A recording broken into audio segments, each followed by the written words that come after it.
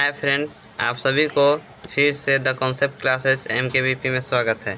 तो आज की इस वीडियो में हम लोग क्लास 6 के जियोग्राफी यानी भूगोल का हम लोग आज चैप्टर 1 पढ़ेंगे। ठीक है, उसके बारे में हर पॉइंट के बारे में समझेंगे।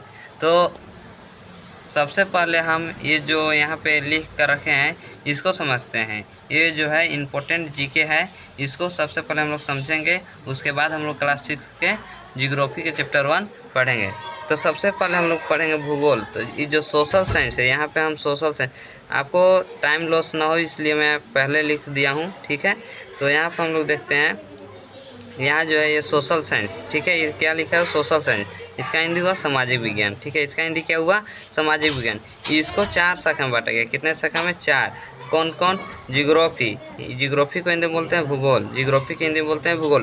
तो आज हम लोग भूगोल के पढ़ेंगे। ठीक है, क्लास 6 के भूगोल चैप्टर 1 जो है सौर मंडल दिया हो, उसके बारे में आज हम लोग पढ़ेंगे इस वीडियो के माध्यम से। ठीक है, फिर दूसरा देखते हैं इकोनॉमिक्स। इकोनॉमिक्स का हिंदी होता है अर्थशास्त्र। क्या होता है?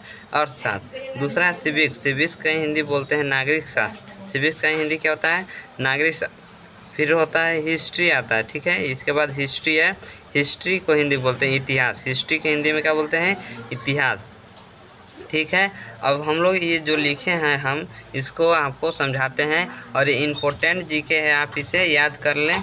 ये जो है क्वेश्चन जो हम यहाँ पे लिखे हैं, ये जो कंपटीशन के लायक है, कंपटीशन पूछा गया है, इसलिए मैं भूगोल का मेन सबसे पहले भूगोल बुक पढ़ने से पहले ये जानना बहुत ज़रूरी है। ठीक है, तो हम लोग यहाँ पढ़ते हैं भूगोल। ठीक है, भूगोल अर्थात जियोग्राफी शब्द ग्रीक भाषा के, जो भूगोल है ग्रीक भाषा के 2 मूल। कितने मूल? 2 मूल। जियो के हिंदी हो गया पृथ्वी, एवं ग्राफ वर्णन। ग्राफ के क्या हो गया? वर्णन।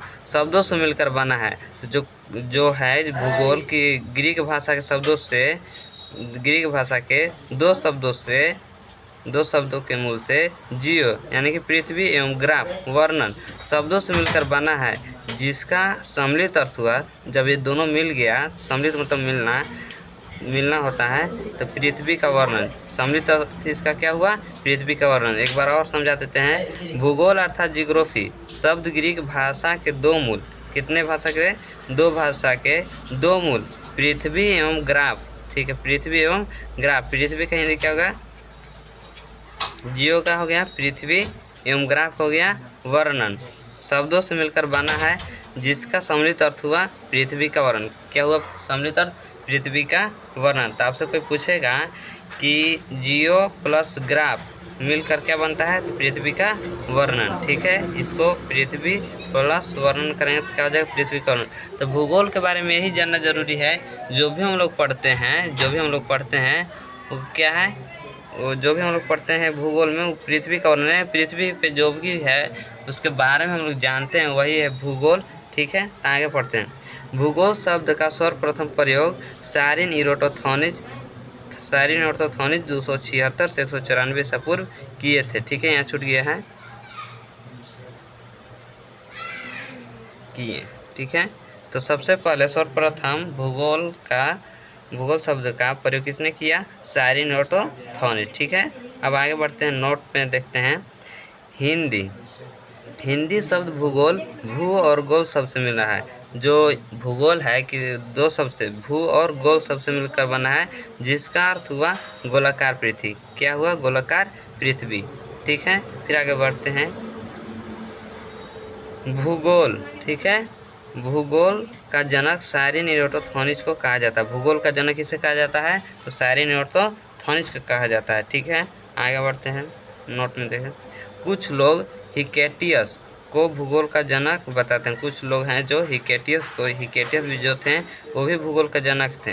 ठीक है, इन्हें बताया गया है कि भूगोल के कुछ लोग भूगोल को हिकेटियस को भूगोल का जनक बताते हैं।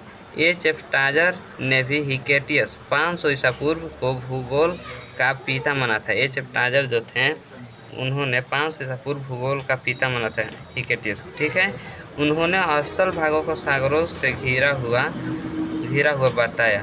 जो थे हिकेटियस अस्थल भागों को सागरों से घिरा हुआ बताया तथा 2 महादेशों का ज्ञान दिया। ये कौन थे? हिकेटियस ने बताया, ज्ञान दिया। ठीक है, अब हम लोग आगे बढ़ते हैं। इधर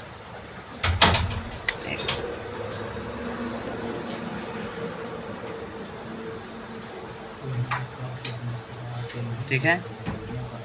इरोटोथोनिज का सुप्रसिद्ध पुस्तक, सुप्रसिद्ध मतलब उनका जो था सबसे अच्छा जो था पुस्तक कौन सा था, तो जियोग्राफी का, कौन सा, जियोग्राफी का ये जो है शायद इरोटोथोनिज के सुप्रसिद्ध पुस्तक है। अब देखते हैं हम लोग आगे। भारतीय भूगोल का जनक जेम्स रेनल को कहा जाता है। भारतीय भूगोल ये जानना बहुत जरूरी है, क्योंकि आप भारत देश में रहते हैं तो ये जानना जरूरी है कि भारतीय भूगोल का जनक कौन, जेम्स रेनल को कहा जाता है। भारतीय भूगोल के जनक किसे कहा जाता है, जेम्स रेनल को भारतीय भूगोल का जनक कहा जाता है। ठीक है। विश्व का पहला ज्ञात मानचित्र एनेक्सीमेंडर ने बनाया था। विश्व का जितने भी देश हैं उस सभी विश्व का, ठीक है, विश्व का ज्ञात मानचित्र एनेक्सीमेंडर ने बनाया था। ठीक है। आगे बढ़ते हैं। एनेक्सीमेंडर यूनान देश के निवासी थे। जो थे एनेक्सीमेंडर यूनान देश के निवासी थे। निवासी मतलब जहाँ वो रहते थे, जहाँ मतलब उनका जन्म स्थान था। ठीक है। तो एनेक्सीमेंडर यूनान देश का निवासी था। ठीक है। तो वो जो था इम्पोर्टेंट जीके वो समाप्त हो गया है, और हम लोग क्लास 6 का चैप्टर 1 यानी अध्याय 1 देखेंगे, जो है अध्याय 1 का नाम है सौरमंडल। तो सबसे जनरल पहले ये जरूरी है कि कोई भी आप पूछते हैं कि क्लास 6 में आप हैं और आज जो पढ़े जियोग्राफी पढ़े तो जियोग्राफी का चैप्टर का नाम कोई पूछ सकते हैं, तो इसलिए पढ़ने से पहले चैप्टर का नाम जानना बहुत जरूरी है। ठीक है। तो चैप्टर 1 यानी अध्याय 1 में है जो सौरमंडल है। क्या है, सौरमंडल। तो इस चैप्टर में आज हम लोग सौरमंडल के बारे में पढ़ेंगे। ठीक है। हर पॉइंट को पढ़ेंगे, आप वीडियो को लास्ट तक देखें। सूर्य दिन में चमकता है और अपनी किरणों को चारों ओर बिखेरता है। तो सूर्य है, सूर्य को हम लोग देखते हैं। ठीक है। सूर्य जब उगता है तो अपन किरणों को चारों ओर बिखेरता है, यानी कि चारों ओर उसका प्रकाश जो है फैलता है। ठीक है। परंतु सूर्य अस्त के बाद संपूर्ण आकाश छोटी छोटी चमकदार वस्तुओं से भर जाता है। जब सूर्य अस्त यानी कि जब सूर्य डूब जाता है तो आकाश में छोटी छोटी चमकदार वस्तुएं से भर जाता है, जिनमें से कुछ चमकीले होते हैं एवं कुछ धुंधले होते हैं। जब हम लोग देखते हैं सूर्य अस्त हो जाता है यानी कि सूर्य जब डूब जाता है तो हम लोग देखते हैं हल्का अंधेरा हो जाता है, तो जो आसमान है यानी कि स्काई जो है उसमें देखते हैं तो ऊपर जो है तारा दिखाई देता है। क्या दिखाई देता है, तारा। ठीक है। तो कोई धुंधला होता है, कोई हल्का चमकदार होता है। ठीक है, चमकीले होते हैं एवं कुछ धुंधले होते हैं। इनमें से कुछ टिमटिमाटे प्रतीत होते हैं, कुछ टिमटिमाटे यानी कि अधिक जो है उनका दिखाता है लाइट। ठीक है। मगर इन टिमटिमाते वस्तुओं में कुछ की टिमटिमाहट अन्य से अलग होती है। कुछ जो तारे रहते हैं कुछ टिमटिमाते हैं और कुछ उनसे अन्य यानी कि भिन्न होता है। ठीक है। इन चमकीली वस्तुओं के साथ प्रतिदिन चंद्रमा भी दिखाई पड़ता है। हम लोग देखते हैं ऊपर आसमान में कि ये तारा तो चमकता ही है। ठीक है, तारा तो चमकता ही है, इन तारा के साथ चंद्रमा है। ठीक है, चंद्रमा भी चमकता है यानी कि दिखाई देता है, दिखाई पड़ता है।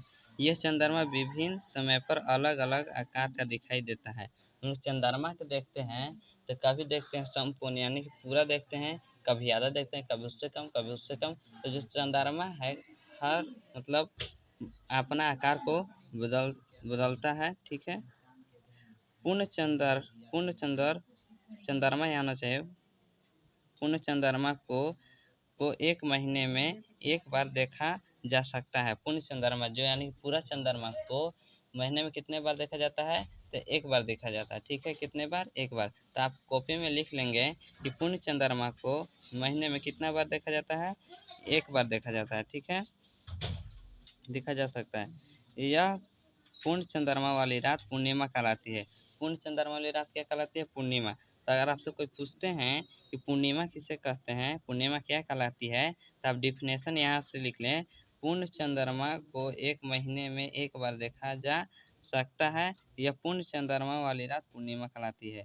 हम पेंसिल से यहाँ हाईलाइट कर दिए हैं, आप इसे कॉपी में लिख लेंगे, हम नहीं लिख रहे हैं ताकि आपका टाइम पास ना हो। ठीक है।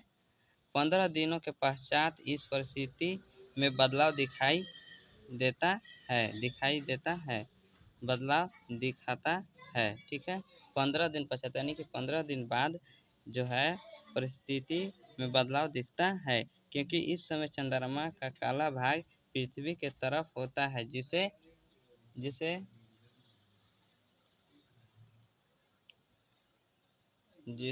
नए चंद्रमा की रात्रि या अमावस्या कहते हैं। तो अमावस्या किसे कहते हैं, आप फिर से कर लें इसे।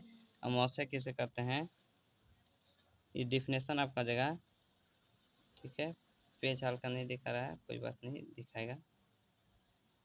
15 दिनों के पश्चात इस परिस्थिति में बदलाव दिखता है, क्योंकि इस समय चंद्रमा का काला भाग पृथ्वी की तरफ होता है, जिसे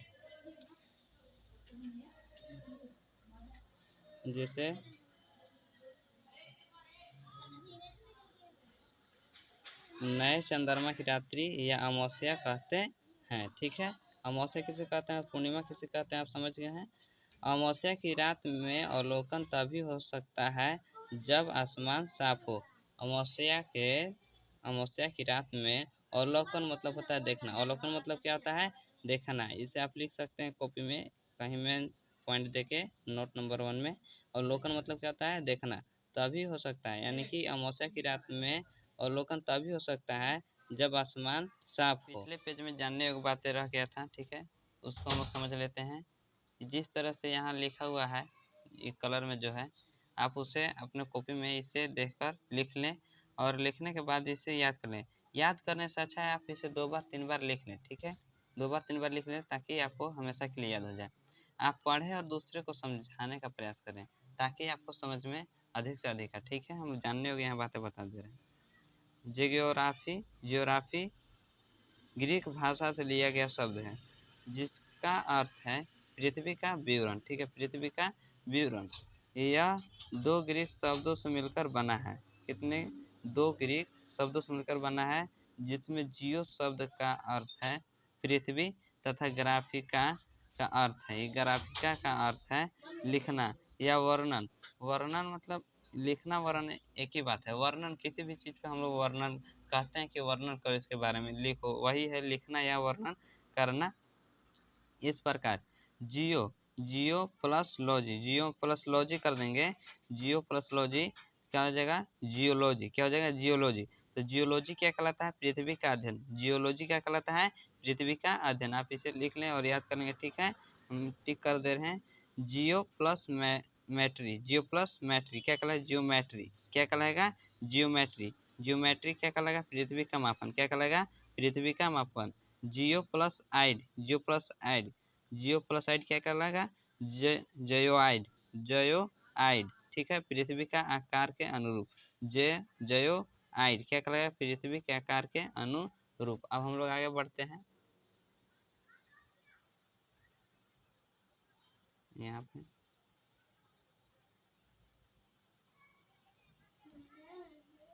जब आसमान साफ होगा, ये तो हो गया जब आसमान साफ हो, ठीक है। आगे हम लोग देखते हैं। हम दिन के समय चंद्रमा एवं इन सभी छोटी चमकीली वस्तुओं को नहीं देख पाते हैं, क्योंकि सूर्य से निकलने वाले अत्यधिक तेज प्रकाश के कारण रात के समय चमकने वाली वस्तुएं दिन में दिखाई नहीं पड़ती है। जब हम लोग रात को देखते हैं आकाश में, तो हमें छोटे छोटे चमकीले दिखाई देते हैं, जो तारे होते हैं और चंद्रमा। लेकिन उसे हम दिन में देखते हैं तो दिन में दिखाई नहीं दे पाता है। उसका यही कारण है कि सूर्य का जो किरण है, उसके किरण के कारण जो रात में हमें दिखाई देते हैं आकाश में, वो सूर्य के प्रकाश के कारण हमें दिन में दिखाई नहीं देते हैं।